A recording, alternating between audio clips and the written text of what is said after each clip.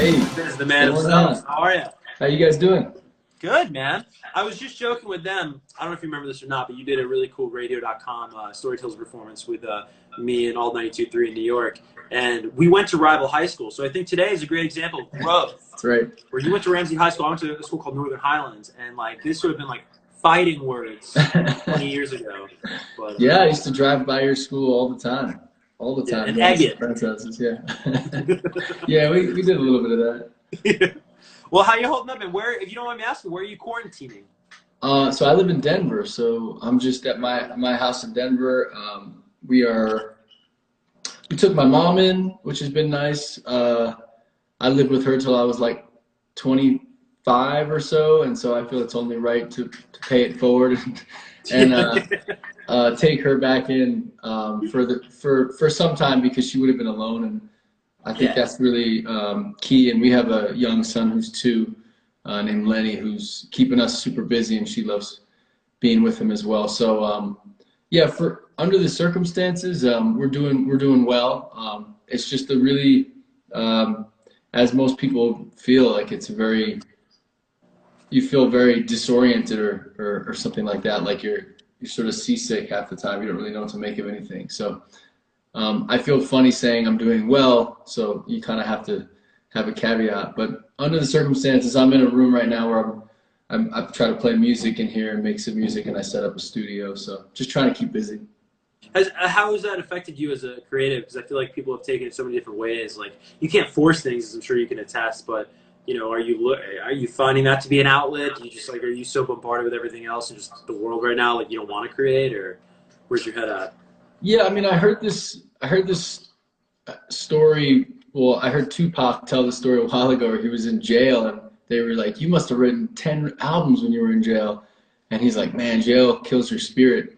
And I feel like being restricted in any way is not the, you have to, for me, I like finding inspiration by being out in the world and meeting people and learning their stories. So it's challenging in the way that you think logically we would just as musicians be writing more than ever, but you need life to be happening and inspiration. So just trying to show up, I guess, like and be creative. I feel like writing music's reminds me of being an antenna where you're trying to receive you're turning your arms to the sky almost figuratively and trying to receive the message, you know. And so sometimes it's about just kind of like sitting in the room and waiting for something to show up and being present for it. But so far, Jared and I have been virtually writing together, and we have about 2 or 3 songs we're in the middle of working on, so that's exciting. That's awesome. You ever read the book War of Art? I have it on my nightstand because I heard Joe Rogan referenced it the other day, and so I bought it. I haven't read it yet. I just know a little bit about it. Have you read it? You're gonna love it because your antenna reference is sort of akin to something we talk about in that book of like creativity almost being like out of your control in the sense of like, you know, inspiration rather is really something, if you think about it, like you don't always have it, so it's not inside you, so where does it come from, right? And they talk about sort of like just being open to that and like following that when it does present itself. So I think you're really gonna dig it. Yeah, and I think a lot of it is you have to remember that it's not you and it's not about you. You know, I think that that it's very easy to not have much of an ego about something if you do feel like you're a part of, you're like the scribe writing down the message from one of the gods, like giving it to you. You know, it's not really like it's not so personal as much as it is you're sort of like trying to help get the message of whatever is being sent. And not in like where we don't write like religious songs, but I feel like in terms of creativity and writing, it's pretty easy to not have an ego when you look at it that way and you realize that you're kind of just writing down what somebody else gave you somewhere. There's something going on here, and it's hard when nothing's happening. It's almost like fishing. Yeah. Nothing's biting. You don't have the right bait, and you got to take a walk or you got to do something else. Right. So it's a little harder it's getting a little bit better in Denver. We take walks in the morning, you know, and we have a stroller, so it's really funny trying to get around people. You're kind of at the mercy of everyone else, but it's good. I mean, you just try to find it where you can. Totally. And I think I've never really heard it articulated in that way before in terms of like just the songwriting and creative process. But it sounds like such a healthy one that you have because, you know, any artist, any creative, even, you know, people in the chat right now that are creative in their own life, getting ego out of the way, you know, like, you know, is just so important. And you do that by giving it up to that higher whatever, you know what I mean? Just being like, hey, I'm a vehicle as opposed to like the star of the show. Yeah. And I think that really helps Jared and I write together because when we write, we just split everything 50-50. It doesn't really matter who specifically wrote what. And I think that builds like a lot of trust of trying to, you know, just serve the song. That's what we constantly say when we're in the studio. It's just put your needs aside and figure out what the song needs. And so there's been situations where I'll have worked on something, or Jared has, for 3, 4, 6 hours, and then you go show that person, and we both realize, yeah, this doesn't work. So it's not about how much time you put in; it's about how good the idea is with the rest of the song. And so a lot of what we do is we often like Frankenstein songs together, where we know that this verse is really great, but this chorus is no good, and this bridge is awful, and so you just kind of set that aside and you remember it, and you maybe use it at a later date. So a lot of our songs are full of these old relics that like pop their head up years and years later. Like one of our songs, well, Salt and the Sea is a great example that I heard you mention when I was coming on. It was that was the first thing that Jared wrote on a piano, and that would have been 15 years ago. That dum dum dum dum dum dum dum dum dum, and we saved it because the song wasn't that good, but we just knew it would work somewhere, and it found a home luckily, and it feels good. It feels good to feel like you weren't crazy for thinking the idea was good, and you had a sense of, you know, what was working. Yeah, and see it come to fruition, man. So I want to kick it back to something you said because I think it's fascinating. So, you know, it's really about what the song needs and catering to the song. So if you were to almost personify a song, what's been the most high maintenance song in terms of its needs and what's gone into it? Yeah, high maintenance song, I would say Jimmy Sparks was a very hard song to write. I think Gloria, as easy as that sounds to sort of play for us, we put that together and broke it apart so many times to get to the, I guess, like the simplest, and ended up using, you know, synthesizers and all of these kind of different instruments, and that was fun to explore that. But it's funny how even Ho Hey was an interesting song because we recorded it hundreds of times. Live, there was no problem. You know, you could play it live and it had that thing, that kinetic quality to it, that the crowd was a part of it. But then when we went to record it, it just didn't have that special thing. And we kind of remember emulating Queen's We Will Rock You for it, because we would use these layered stomps. And I read about when they were recording We Will Rock You, they had these claps, but then they had guys standing 50 feet away and 25 feet and 100 feet. And so you had this natural delay in a stadium. So they recreated that so that's why the boom, boom, cha, that all sounds so authentic to the feeling you get, because that's how it sounds when you're in a stadium. And so a lot of the challenge of recording is capturing that thing that it makes you feel in a very, it's almost like you're in a doctor's office sometimes. At a studio, everything's so sterilized and treated and perfect. And a lot of my favorite songwriters, they would record in like a shitty barn. You know, they wouldn't care if it was treated the right way. The room, they call it treating it. You know, I'm sure you're really familiar with that. Yeah. Where the room's, it's dead so that you can control everything. And we just don't really believe in that. So we do a lot of things to try to make it feel more human. You know, it's very easy. More visceral. Yeah. You know? And to that point, I want to talk about. First off, I want to congratulate you on Salt in the Sea and just how well it's doing at radio, and it's being played across all the alternative stations, and people are loving it. But it's a song that makes you remember a conversation I was having with Ed O'Brien of Radiohead, and he was talking about how influential "Walking on the Moon" by the Police was for him, and how it sounded like the place it spoke of. Right, yeah. And how that when he was making songs with Radiohead, or even now with his solo music, he really tries to capture like a location when he makes songs. And that's a song that I was saying to the fans in the chat, like, it just sounds like Dusk at Sea. It just sounds like it's like, you know, you can smell the salt of the sea as you listen to it. Was that something you guys consciously thought of, or is just a nice byproduct? Well, I think that song was really strange in how it came about, because we were writing it for a movie that it didn't end up getting used in. So it was like a homework assignment, and then we repurposed it. Well, we already knew we loved it. So by the time we were done writing it and submitting it, it was for M. Night Shyamalan's movie Glass. So he did a few different movies. This was like the third of the trilogy. And he's like, I need this, the credits roll, and I need this song to just start, and this is the feeling. And so the feeling was more about this like impending doom, tension. It's a lot of tension, and then it's a release.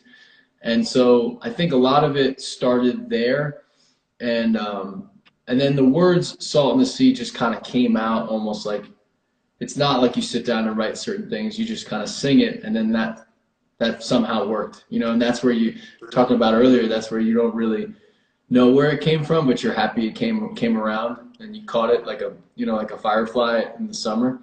Yeah. It's really, but I think there's something to that. I think the best people, I was listening to the Beach Boys the other day, listening to the Beatles the other day, Rolling Stones, they all knew how to incorporate.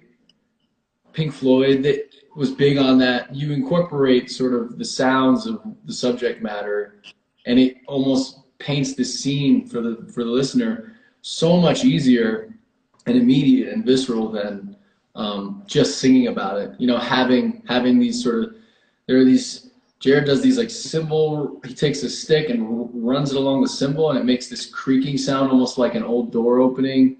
And now it's funny because we have this guy Brandon, who plays all these instruments on stage for us live, and that's like the one thing he has to do the whole song. It's just he waits, and he goes, like we can hit a sound effect, but we just love him doing that. It's amazing. Cool. Let's kick it. You know, this whole show is based off fans and their questions, and they were sent in nationwide. So let's see what they said. This actually comes from X1075, station in Las Vegas. And this fan wants to know, did anyone specific inspire the lyrics to "Long Way From Home"? Yeah, certainly. "Long Way From Home." It's about my dad. He passed away in 2007, but he died from this type of cancer that also took his mother. Her name was Lillian. It took her life, so he took care of her, watched how that played out, and the sort of horror of that type of cancer. It was in the jaw, and there's just a lot of, felt very drawn out, like cruel, the way both of them had to go. And so it was strange for him to see that, and then years later he knew what was coming. He knew that train bearing down on him. And the song was about me watching him go through that, and the reaction we each had. And the idea that long way from home could mean a number of things. So in the song, it can be very literal. Like I went away for a little while when he was sick, in the middle of it, and I was a long way from home. And then towards the end of the song, long way from home means him passing away and getting out of this pain, and maybe that's his home now. And just a lot of different references to. I love the idea that you could take this phrase and it could mean 4, 5 different things in the same song.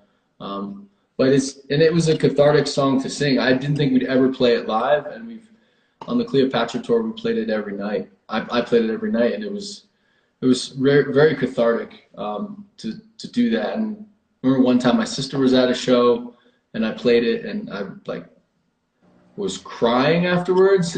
And no one in the state, everybody has their earplugs in, and so nobody knows what's going on, and they're all like waiting for the next song to start, and I'm just like trying to gather myself. That's the weirdest folk rock Spinal Tap moment we've had, where everybody's like, "Come on, man," and I'm like, "Whoo."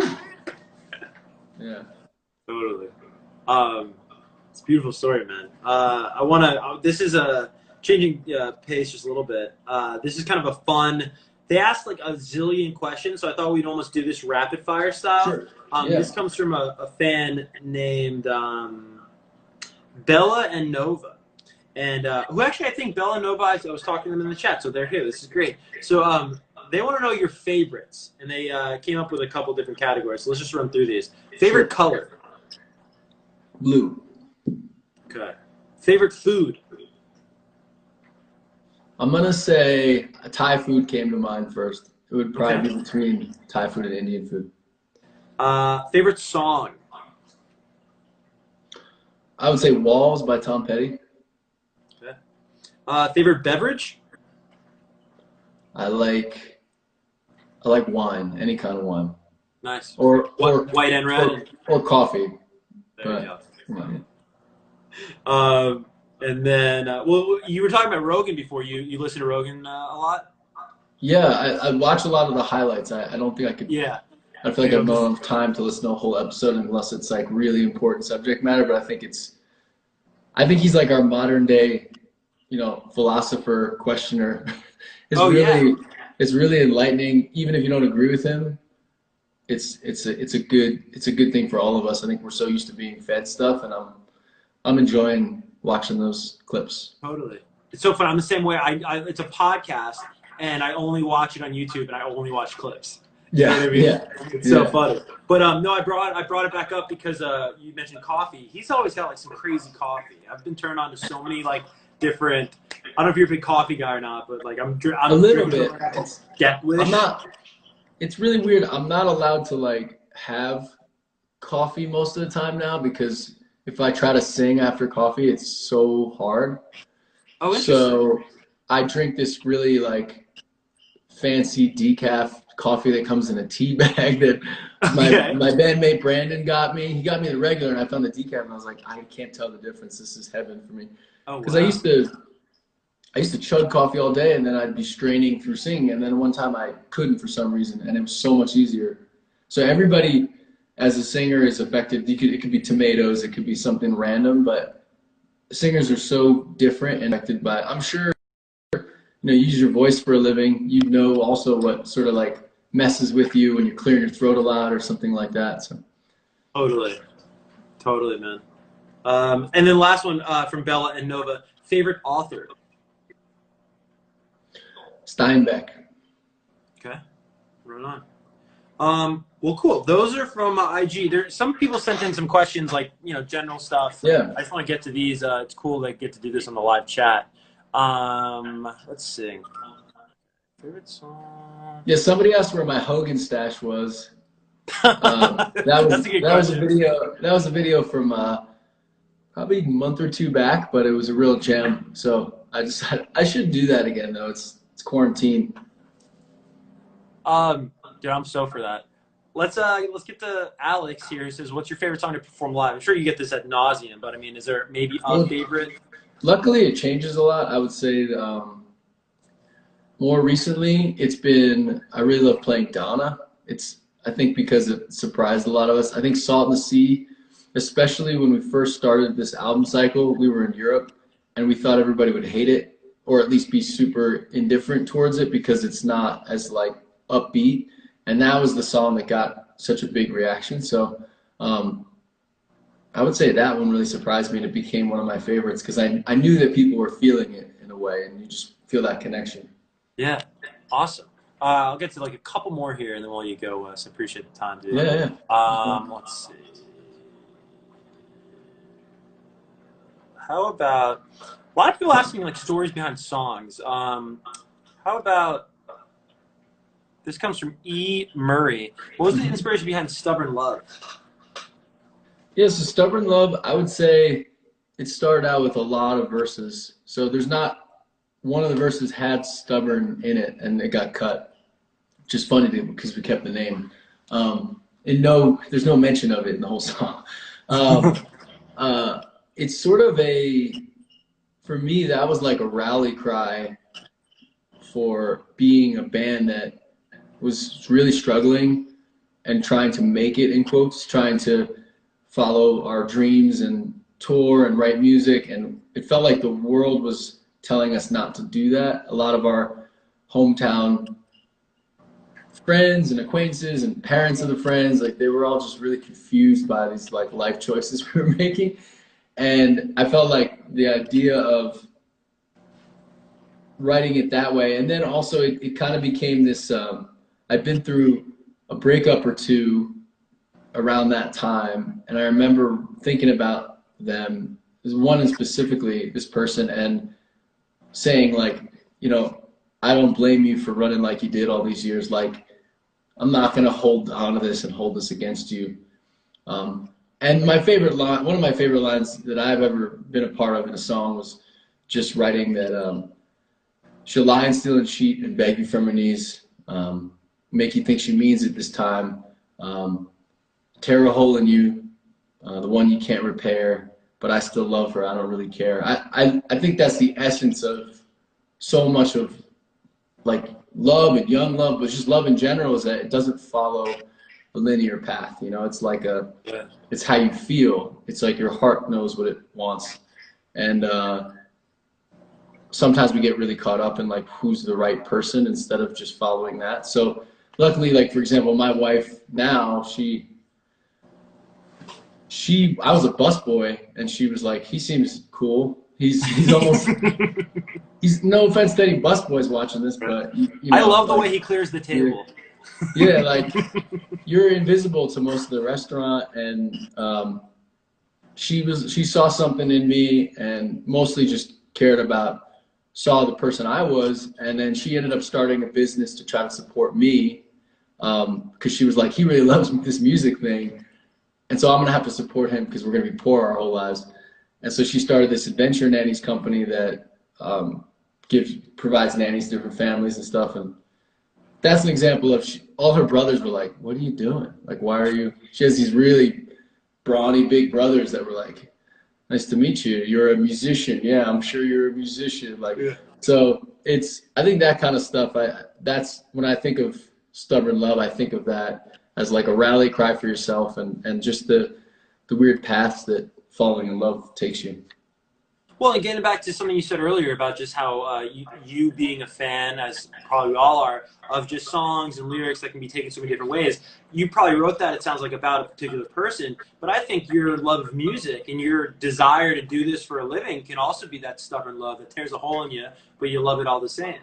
Right. It's kind of like it's going to be a long journey, not a short one, you know. You're going to have to, if you're going to stay with it, it's going to be because you get something real out of it. It's not going to be because of some red carpet event or, you know, some applause after the song's over. It's got to be about something bigger than that. So I think a lot of people who stick with it and get better at it, they get something from it. And I think if there's any lesson, it's like that. I get a lot of younger, like let's say kids just starting out or parents wanting their kids to play music, and it's like they've got to love it or else they're not going to go back and do it more. There's got to be something for them. So a lot of it was like that. Even though the world thinks you're crazy for loving the path you're on or loving the person you're with, it's kind of this beautiful characteristic of human beings that you can ignore all the chatter and just completely give the middle finger to them and follow your own path. It's cool. I think it's something really great about human beings. It can drive you crazy if someone's not following it the way you think, but yeah, it's a good thing. Amen. Well, Wes, thank you so much, man. This is, I think it was only supposed to be like 15 minutes. You gave us near half hour, so thank you, man. And I'm glad you're staying safe and in high spirits. And no problem. Great. What was you were Northern Highlands, you said? I was Northern Highlands, yeah. Well, I forget what is their mascot, though? Well, so your high school, my high school, it's a big rivalry for those that don't know in our community. But we both have the wackest mascots because it's basically just like variations of the town name. So you guys are the Ramsey Rams. You guys are Highlanders. And then we're the Northern Highlanders. Yeah. I think the Rams is a little stronger, but I'm probably biased. But there's a town that you drive through to get to the mountains, and their mascot is the Gold Diggers, which I think is amazing. Like literally. Their school anthem's the Kanye song. Yeah, exactly. All right, Wes, thank you, man. Always a pleasure. Yeah, we'll talk soon. Take care. Thanks a lot. Thanks for watching. If you liked the video, make sure to like and subscribe and hit that bell for all notifications from radio.com. While you're at it, why don't you check out some of our other great videos.